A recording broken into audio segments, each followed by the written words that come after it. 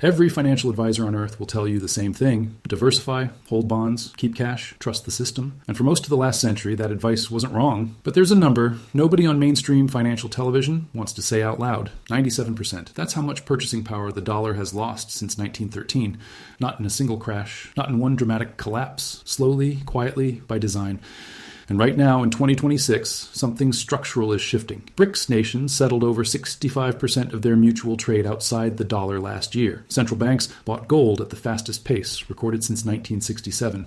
The dollar isn't dying, not yet, but 5 specific asset classes are about to absorb the damage first, and most people own all 5. Asset 1, long-duration U.S. Treasury bonds.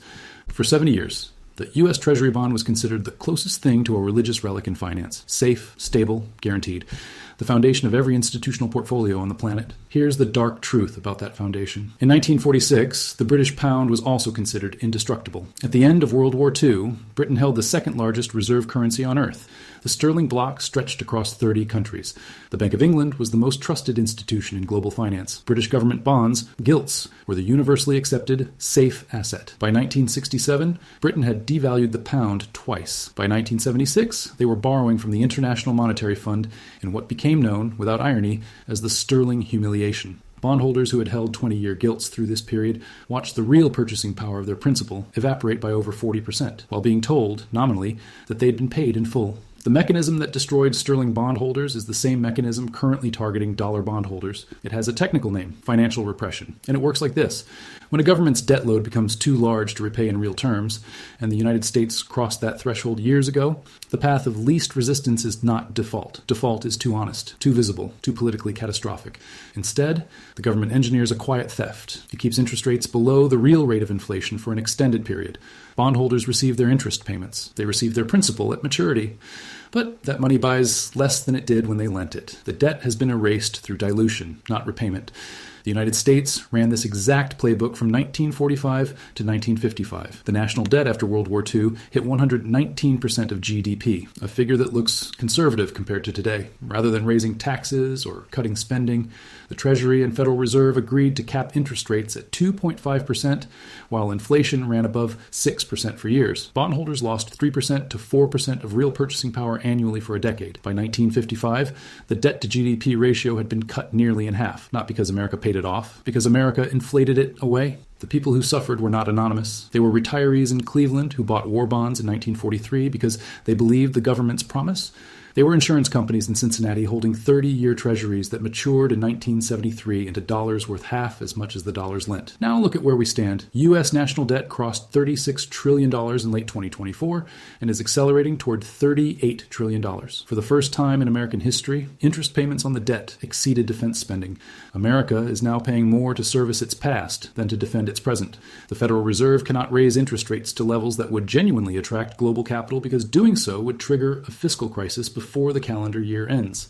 If rates rose to the levels seen under Paul Volcker in 1981, around 10%, the annual interest bill on current debt would approach $3.8 trillion. Total U.S. tax revenue in a good year is approximately $4.5 trillion. The math eliminates real options. What this means for a 30-year Treasury bond purchased today is specific. The nominal yield looks reasonable on paper, but if inflation averages 4% to 5% over the next decade, a conservative estimate given the structural forces in play, the real return on a 30-year bond purchased at current yields is deeply negative. You are locking money into an instrument designed by financial necessity to return less value than it received. The Romans who held denarii in 250 AD were not criminals. They were rational people following conventional financial advice. The advice was wrong because the underlying system was changing beneath their feet. Long-duration dollar bonds are the denarii of 2026. Asset 2, dollar-denominated pensions and fixed annuities. This is the one that should anger you. Most people think of their pension as a personal savings account, money they set aside, protected by law, earning a return until retirement. That framing is a comfortable fiction. Your pension fund is the United States government's single largest captive buyer of the exact bonds that will erode in value. Here is the mechanism, and it requires you to follow it carefully. After the 2008 financial crisis, global banking regulators introduced a set of requirements known as Basel III. The logic was sensible on the surface. Banks needed to hold high-quality liquid assets, HQLA, to survive sudden shocks. Regulators then designated U.S. Treasury bonds as the gold standard of HQLA. Under the rules, banks and insurance companies and pension fund managers are legally obligated to hold a certain percentage of their portfolios in these instruments, not because the managers think it's the best investment, because the law requires it. The result is that hundreds of trillions of dollars in retirement savings across the Western world are mandatorily parked in the very asset class most exposed to dollar debasement. In 1946, Argentina had one of the most sophisticated pension systems in Latin America. Buenos Aires was considered the Paris of the Southern Hemisphere. Argentine pensioners held government bonds denominated in pesos. When Juan Perón's government began printing money to fund industrial policy through the late 1940s and into the 1950s, the peso weakened progressively. Pensioners received their full nominal payments every month. The checks arrived on time. But what those checks bought shrank year by year. A pension that comfortably covered a middle-class retirement in 1946 could barely cover rent by 1955. The pensioners had not been robbed in a single event. They had been slowly, precisely, and legally drained. Argentina has repeated this pattern 9 times since. The mechanism is always identical. Now consider the fixed annuity, a product sold aggressively to retirees across America as the ultimate safety instrument. You hand an insurance company a lump sum. They promise to pay you a fixed dollar amount every month for life. The dollar amount never changes. The purchasing power of that dollar amount, however, is not guaranteed by anyone. If inflation runs at 5% annually, and the official CPI figure has been methodologically adjusted since 1983 in ways that consistently produce a lower number than what most households experience, a fixed annuity loses half its real value in 14 years. A 65-year-old who purchases a fixed annuity today, expecting it to fund retirement through age 85, is betting on the dollar maintaining value for 2 decades. Given the fiscal arithmetic described above, that bet carries more risk than most actuarial tables account for. There is a philosophical dimension to this that the reference script about Rome captured precisely. Rome's emperors did not announce that they were debasing the silver denarius. They minted coins that looked identical. They bore the same imperial seal. They weighed roughly the same. The silver content dropped from 95% to 5% over 100 years, and each individual coin looked perfectly fine. The theft happened across generations, not overnight. A fixed annuity paying $4,000 a month in 2026 looks identical to an annuity paying $4,000 a month in 2036. The number doesn't change. The purchasing power does. And unlike a bond, you cannot even sell the annuity at a discount to cut your losses. You are locked in. The asset is not a guarantee. It is a bet on currency stability, dressed in the language of certainty. Asset 3, dollar cash deposits and high-yield savings accounts. The most seductive financial product in America right now is the high-yield savings account. After a decade of near-zero interest rates, suddenly banks are advertising 4.5%, 5%, even 5.5% annual yields on cash deposits. For savers who lived through 15 years of earning nothing, this feels like a gift. Run the actual math. Official U.S. CPI was running around 3.2% to 3.5% in late 2024. Independent measures, including the MIT Billion Prices Project and the Chapwood Index, which tracks actual prices paid by consumers in 50 U.S. cities, consistently show real-world inflation running 1.5 to 2 percentage points above the official figure. That puts real inflation for American households closer to 5%. A savings account yielding 4.5% against real inflation of 5% has a negative real return of approximately 0.5% per year before taxes. After taxes on the interest income, which the government counts as real income regardless of inflation, the loss deepens. You are losing purchasing power while believing you are gaining it. The account balance rises. The lifestyle it can fund shrinks. This is not hypothetical. In the decade after the United States left the gold standard in 1971, official inflation averaged over 7% annually. Americans who held their savings in standard deposit accounts through the 1970s lost more than half their real wealth by 1980, while their account statements showed growing balances every quarter. The Lebanese nurse described in the forensic analysis earlier in this series understood something most Americans have not learned yet. When the Lebanese pound began weakening in 2019, the nurses who held dollar cash outside the banking system preserved 100% of their purchasing power. The nurses who trusted pound-denominated savings accounts lost 98% within 4 years. The difference was not intelligence. It was the understanding that a bank deposit is not a savings vault. It is a loan you make to a financial institution, denominated in a currency controlled by a government with a structural interest in that currency losing value. There is a further risk most people ignore entirely. In 2023, the Silicon Valley Bank collapsed in 36 hours, not from fraud, not from reckless lending, but largely because it had bought long-term Treasury bonds with depositor cash. When rates rose, those bonds lost market value, creating a hole in the balance sheet. The moment depositors understood this, they withdrew. The bank failed over a weekend. The U.S. government backstopped insured deposits, but the speed of the collapse demonstrated that the safety of bank deposits in the modern financial system is not absolute. It is contingent on confidence, and confidence can evaporate in an afternoon. Cash in a dollar deposit account in 2026 is not a safe haven. It is a slow leak. Asset 4, domestic-only U.S. technology stocks with zero hard asset backing. This argument requires a careful distinction because not all equities are equally vulnerable in a dollar reset scenario. As the script on asset survival examined, productive equities, companies that own real assets, generate revenue in multiple currencies, and have exposure to commodities or international markets, historically survive and even benefit from currency collapses. A Venezuelan steel company exporting to Brazil maintains real value even as the bolivar evaporates, because its revenue is denominated in reals and dollars. The category being flagged here is different. It is the class of American technology and software companies that derive 80% or more of their revenue domestically, have no physical assets of significance, no factories, no land, no commodity inventory, and are priced almost entirely on future earnings projections denominated in dollars. The valuation of these companies contains an embedded assumption that is rarely stated, that dollars will maintain purchasing power, that interest rates will stay moderate, and that the U.S. economy will continue growing in real terms. All three of those assumptions are simultaneously stressed in a dollar reset scenario. Consider what happened to the British technology and services sector after Sterling's post-war debasement. Companies that held real assets,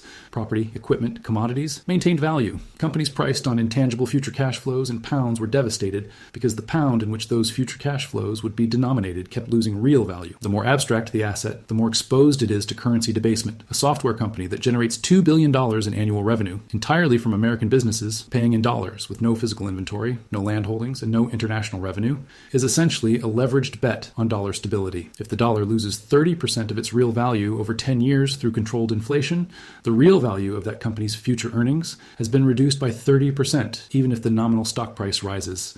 There is also the interest rate dimension. Many of these companies were valued during the period of near zero interest rates using discounted cash flow models that applied a 2% discount rate to projections, extending 30 years into the future. When the discount rate rises to 5% or 6%, the present value of those distant future earnings collapses, not because the company's business changed, but because money itself got more expensive. This is not an argument against all equities. It is a precise warning about a specific subset, domestic-only, asset-light companies whose valuations were constructed under monetary conditions that no longer exist and are priced as if they will return. The Florentine banking families of the 1340s, the Bardi and the Peruzzi, were not destroyed by bad business. Their textile trading operations were genuinely profitable. They were destroyed by overexposure to a single counterparty. Edward III of England, who defaulted on enormous loans, size did not protect them, sophistication did not protect them. The absence of diversification outside one currency, one kingdom, and one set of promises, that is what destroyed them. A portfolio heavy in domestic U.S. technology stocks with no international revenue and no hard assets carries a structurally similar vulnerability. Asset 5, leveraged residential real estate in overvalued dollar markets. Real estate in general is not on this list. Agricultural land with export crop capacity, property in foreign jurisdictions held in stable currencies, commercial real estate generating diversified income, these retain value across monetary cycles. History confirms it.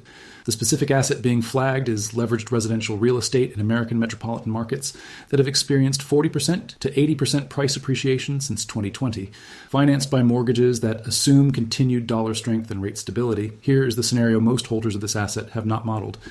In a dollar reset environment, defined not as hyperinflation, but as a sustained period of 5% to 7% real inflation, combined with rising global interest rates driven by de-dollarization pressure, mortgage rates stay elevated or rise further. The pool of buyers who can afford to purchase a $900,000 home in Phoenix or Austin shrinks dramatically because the monthly payment on a 7.5% 30-year mortgage at that price exceeds what most professional salaries can service. Simultaneously, the dollar's weakness makes foreign buyers, who historically provided significant purchasing power in major U.S. metropolitan markets, less interested in dollar-denominated assets at current prices.